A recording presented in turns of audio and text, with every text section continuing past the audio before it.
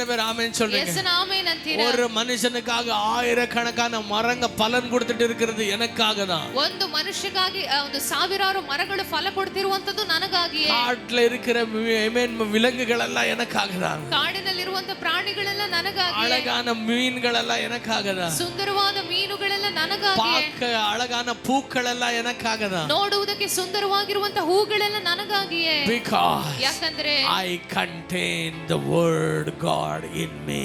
ವಾಕ್ಯವಾದಂತ ದೇವರು ನನ್ನೊಳಗೆ ಜೀವಿಸಿದ್ದಾನೆ, ಅದಕ್ಕಾಗಿ. Hallelujah. Are you excited? ನೀವು ಸಂತೋಷವಾಗಿದ್ದೀರಾ? Are you excited? ನೀವು ಸಂತೋಷವಾಗಿದ್ದೀರಾ? உங்களுக்குள்ள என்ன வாழுது? ನಿಮ್ಮೊಳಗೆ ಏನ್ ಜೀವಿಸುತ್ತದೆ? சொல்லுங்க, வார்த்தையானவர் எனக்குள்ள வாழுகிறார். ಹೇಳಿ, ವಾಕ್ಯದ ಆತನು ನನ್ನೊಂದಿಗೆ ಜೀವಿಸ್ತಾನೆ. எத்தனை பேர் ஆமென் சொல்றீங்க? ಎಷ್ಟನ ಆಮೆನ್ ಅಂತೀರಾ? அவருடைய ಸರ್ವ ಸ್ವರೂಪத்திலேயே ಉಂಟಾಕಿனாரு. ಯಾಕೆ ಆತನ ಸ್ವರೂಪದಲ್ಲೇ ಉಂಟು ಮಾಡಿದನು? Because he wanted to live in you. ಯಾಕಂದ್ರೆ ನಿಮ್ಮೊಳಗೆ ಆತನು He ಜೀವಿಸಬೇಕಿತ್ತು. wanted to keep his word in you. ಆತನು ತನ್ನ ವಾಕ್ಯವನ್ನು ನಿಮ್ಮೊಳಗೆ ಇಡಬೇಕಿತ್ತು. Amen. Because you have the word in you. ನಿಮ್ಮೊಳಗೆ ಈಗ ವಾಕ್ಯ ಇರುವುದರಿಂದ Whenever you speak, ನೀವು ಯಾವಾಗೆಲ್ಲ ಮಾತಾಡ್ತೀರೋ it creates. ಅದು ಸೃಷ್ಟಿ ಆಗ್ತದೆ. எவ்வளவு பேர் ஆமென் சொல்றீங்க? ಎಷ್ಟನ ಆಮೆನ್ ಅಂತೀರಾ? Amen. What word is inside you? ಯಾವ ವಾಕ್ಯ ನಿಮ್ಮೊಳಗಿದೆ? The word that created every constellations. ಎಲ್ಲ ಸೌರಮಂಡಲವನ್ನು ಸೃಷ್ಟಿಸಿದಂತ ಅದೇ ವಾಕ್ಯ. Amen. That is inside you. ಅದು ನಿಮ್ಮೊಳಗಿದೆ. Even now, ಈಗ ನೀವು being full of God, ದೇವರಿಂದ ತುಂಬಲ್ಪಟ್ಟು when you speak, ನೀವು ಮಾತಾಡುವಾಗ everything will be created. ಎಲ್ಲವೂ ಕೂಡ ಉಂಟು ಮಾಡಲ್ಪಡುತ್ತದೆ. God created a world for you.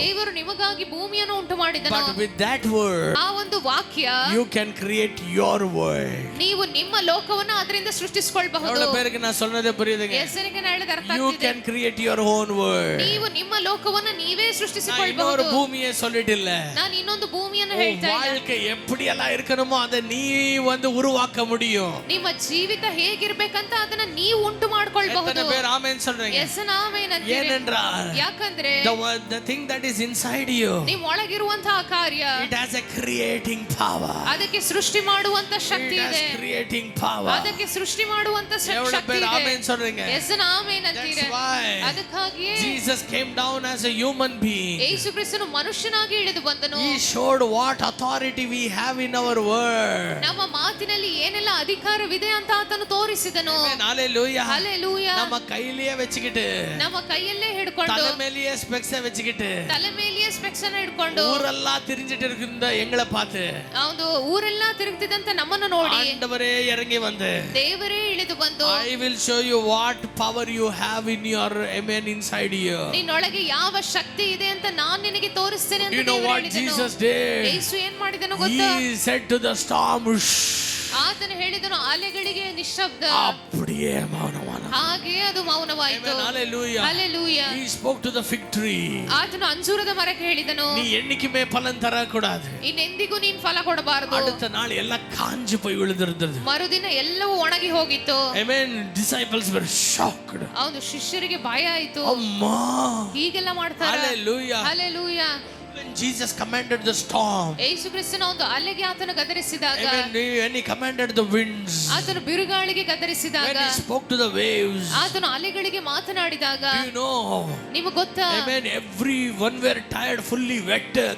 ಎಲ್ಲರೂ ಕೂಡ ಒದ್ದೆಯಾಗಿ ಎಲ್ಲರೂ ಆಯಾಸವಾಗಿದ್ದಾರೆ. Amen. ಬಕೆಟ್ಲೆ ತಣ್ಣಿಯ வெளியே ஊத்தி ஊத்தி ಸುಸ್ತಾಗಿದ್ದಾರೆ. ಎಲ್ಲರೂ ಕೂಡ ಒಂದು ದೋಣಿಯಲ್ಲಿ ಇದ್ದಂತ ನೀರನ್ನ ಬಕೆಟ್ ಅಲ್ಲಿ ತೆಗೆದು ಅವರು ಸುಸ್ತಾಗಿದ್ದಾರೆ. Amen. But when Jesus just stood up and, amen, he took no bucket, he took nothing, that rowing stick also in his hand. ಆತನು ಏನನ್ನು ಕೂಡ ತೆಗೆದುಕೊಳ್ಳಿಲ್ಲ, ಬಕೆಟ್ ಕೂಡ ಒಂದು ಕೋಲನ್ನು ಕೂಡ. He just lifted his hands up and he said, hush. ಆತನು ಹಾಗೆ ಎದ್ದು ನಿಂತು ತನ್ನ ಕೈಗಳನ್ನ ಚಾಚಿ ಹೇಳಿದನು, ಮೌನವಾಗು. Amen. அப்படியே எல்லாரும் ಸೈಲೆಂಟ್ ಆಯ್ತು. ಎಲ್ಲವೂ ಹಾಗೆ ಶಾಂತವಾಯಿತು. You know what the disciples said? ಹೌದು, ಶಿಷ್ಯರು ಏನ್ ಹೇಳಿದ್ರು ಗೊತ್ತಾ? What manner of man is he? ಆತನು ಎಂಥ ರೀತಿಯಾದಂತ ವ್ಯಕ್ತಿಯು. He commands to the storm ಆತನು ಅಲೆಗಳನ್ನು ಕೂಡ ಗದರಿಸ್ತಾನೆ, and they obey him. ಅದು ಇವನಿಗೆ ವಿಧೇಯರಾಗ್ತದಲ್ಲ. கொஞ்சம் கவனிச்சு கேளுங்க. ಸ್ವಲ್ಪ ಗಮನಿಸಿ ಕೇಳಿ. கொஞ்சம் கவனிச்சு கேளுங்க. ಸ್ವಲ್ಪ ಗಮನಿಸಿ ಕೇಳಿ. He commands to the storm. ಆತನು ಅಲೆಗಳಿಗೆ ಗದರಿಸ್ತಾನೆ. ಅರೆ ಅಲೆಗೆ ಯಾವುದು ಕಿವಿ ಐತೆ? ಅಲೆಗೇನ್ ಕಿವಿ ಇದೆ? Amen. நீ சொல்றதெல்லாம் கேக்குறதுக்கு அந்த புயலுக்கு காதா இருக்குது. ಆ ಒಂದು ಬಿರುಗಾಳಿ ಅಲೆಗೆ ಕೇಳಿಸಿಕೊಳ್ಳುವುದಕ್ಕೆ ಅದಕ್ಕೇನ್ ಕಿವಿ ಇದೆಯಾ? ಇಲ್ಲ ಅಲ್ಲ. ಇಲ್ಲ ಅಲ್ವಾ? ಬಟ್ ಈ ವಾಕ್ಯಕ್ಕಿರೋ ಬಲ ಕಿವಿ ಇಲ್ದೇ ಇರೋದಕ್ಕೂ ಕೇಳಿಸಂಗ್ ಮಾಡ್ತದೆ. ಆದ್ರೆ ಈ ವಾಕ್ಯಕ್ಕಿರುವಂತ ಬಲ ಕಿವಿ ಇಲ್ಲದಕ್ಕೂ ಕೂಡ ಕೇಳಿಸುವಂತೆ ಮಾಡುತ್ತದೆ. Amen. Are you here with me? ನೀವ್ ನನ್ ಜೊತೆ ಇದ್ದೀರಾ? Are you here with me? ನೀವ್ ನನ್ ಜೊತೆ You ಇದ್ದೀರಾ? know, they said, ಅವ್ರು ಹೇಳಿದ್ರು, he even speaks to the, amen, to the storm. ಆತನು ಬಿರುಗಾಳಿಗೂ ಕೂಡ ಮಾತನಾಡ್ತಾನೆ. ಬಿರುಗಾಳಿಗೆ ಮಾತನಾಡ್ತಾನೆ ಆತನು ಬಿರುಗಾಳಿಗೆ ಮಾತನಾಡ್ತಾನೆ. and they obey him. ಆ ಬಿರುಗಾಳಿ ಇವರನ್ನ ನೋಡಿ ವಿಧೇಯರಾಗ್ತದೆ. ಯಾರ್ ಬೇಕಾದ್ರೂ ಬಿರುಗಾಳಿಗೆ ಮಾತಾಡ್ಬೋದು. ಯಾರ್ ಬೇಕಾದ್ರೂ ಬಿರುಗಾಳಿಗೆ ಮಾತಾಡ್ಬೋದು. ಹುಚ್ಚನು ಕೂಡ ಏನನ್ನೋ ನೋಡ್ಕೊಂಡು ಮಾತಾಡ್ತಿರ್ತಾನಲ್ವಾ. ಒಬ್ಬ ಹುಚ್ಚನು ಕೂಡ ಏನನ್ನೋ ನೋಡ್ಕೊಂಡು ಮಾತಾಡ್ತಾನೆ. ನಾವು ಮಾತಾಡ್ಬೋದು, ಯಾವ್ದಕ್ ಬೇಕಾದ್ರೆ ಮಾತಾಡ್ಬೋದು, ಆದ್ರೆ ಅವುಗಳು ವಿಧೇಯವಾಗ್ಬೇಕಲ್ಲ, ಅದನ್ನ ಹೇಳ್ರಿ. ಯಾವ್ದಕ್ ಬೇಕಾದ್ರೂ ನಾವು ಮಾತಾಡ್ಬೋದು, ಆದ್ರೆ ಅದು ವಿಧೇಯರಾಗ್ಬೇಕಲ್ಲ, ಅದ್ ಹೇಳಿ. It is only through Jesus. ಅದು ಯೇಸು ಕ್ರಿಸ್ತನಿಂದ ಮಾತ್ರ ಸಾಧ್ಯ. In John chapter 11, ಯೋಹಾನ 11ರಲ್ಲಿ Jesus went to see Lazarus at the tomb. ಯೇಸು ಕ್ರಿಸ್ತನು ಸಮಾಧಿಗೆ ಹೋದನು ಲಾಜರನನ್ನ ನೋಡಲಿಕ್ಕೆ. Lazarus' sister said, don't open the tomb. ಲಾಜರನ ಅಕ್ಕ ಹೇಳಿದಳು, ಸಮಾಧಿಯನ್ನ ತೆರೆಯಬೇಡಿ. Amen. If you open the tomb, ನೀವೇನಾದ್ರೂ ಸಮಾಧಿಯನ್ನ ತೆರೆದ್ರೆ, amen, there will be bad smell. ಅಲ್ಲಿ ಒಂದು ಕೆಟ್ಟ ದುರ್ವಾಸನೆ ಬರ್ತದೆ. Because it's the 4th day. ಯಾಕಂದ್ರೆ ಇದು 4ನೇ ದಿನ. 4th day ಹೆಂಗಿರ್ತದೆ ಅಣ್ಣ? 4ನೇ ದಿನ ಶವ ಹೇಗಿರ್ತದೆ? ಎಲ್ಲ ಒಡೆದೋಗಿ ಹುಳಗಳು ಹಿಡಿದು ಬಿಟ್ಟಿರ್ತದೆ. ಹುಳಗಳೆಲ್ಲ ಹಿಡಿದು ಬಿಟ್ಟಿರುತ್ತೆ. But do you know what Jesus said? ಆದ್ರೆ ಯೇಸು ಹೇಳಿದ್ರು ಗೊತ್ತಾ? He said, roll the stone. ಆತನು ಹೇಳಿದನು, ಕಲ್ಲನ್ನ ಸರಿಸಿ. And he said, Lazarus, come out. ಆತನು ಹೇಳಿದನು, ಲಾಜರನೇ ಹೊರಗೆ ಬಾ. Hallelujah. Hallelujah. Lazarus, come out. ಲಾಜರನೇ ಹೊರಗೆ ಬಾ. Amen. Lazarus was wrapped. ಲಾಜರನನ್ನ ಹಾಗೆ ಸುತ್ತಿದ್ದರು. But he came out. ಆದ್ರೆ ಆತನು ಹೊರಗೆ ಬಂದನು. Amen. Because ಯಾಕಂದ್ರೆ that is the creating power that God had kept inside man. ಅದೇ ದೇವರು ಮನುಷ್ಯನೊಳಗೆ ಇಟ್ಟಿರುವಂತ ಸೃಷ್ಟಿ ಮಾಡುವಂತ ಶಕ್ತಿ. ಎವಳು ಬೇರೆ ಆಮೆನ್ சொல்றீங்க? Yes and amen ಅಂತೀರಾ? Are you here with me? ನೀವು ನನ್ನ ಜೊತೆ ಇದ್ದೀರಾ? Amen. Today you believe, you need to believe one thing. ಈ ದಿನ ನೀವು ಒಂದನ್ನು ಅರ್ಥ ಮಾಡ್ಕೊಳ್ಬೇಕು, ನಂಬಬೇಕು. எல்லாவற்றையும் உண்டாக்கின அந்த தேவனுடைய வார்த்தை எனக்குள்ள வாசம் பண்ணுகிறது. ಎಲ್ಲವನ್ನ ಉಂಟು ಮಾಡಿದ ಆ ದೇವರ ವಾಕ್ಯವು ಅದು ನನ್ನೊಳಗೆ ವಾಸ ಮಾಡ್ತಾ ಇದೆ. Amen. That's why the Bible says. ಅದಕ್ಕಾಗಿ ಸತ್ಯವೇದ ಹೇಳ್ತಿದೆ. Amen. 21st, amen, Proverbs. ಹೌದು, ಜ್ಞಾನೋಕ್ತಿ 21ರಲ್ಲಿ. Amen. ஜீவனும் மரணமும் எங்களுடைய நாவின் வார்த்தையில் இருக்கிறது. ಜೀವನ ಮರಣಗಳು ಅದು ನಾಲಿಗೆಯ ವಶದಲ್ಲಿ ಅವೆ. Amen. If you speak life, ನೀವು ಜೀವವನ್ನ ಮಾತಾಡಿದ್ರೆ life comes.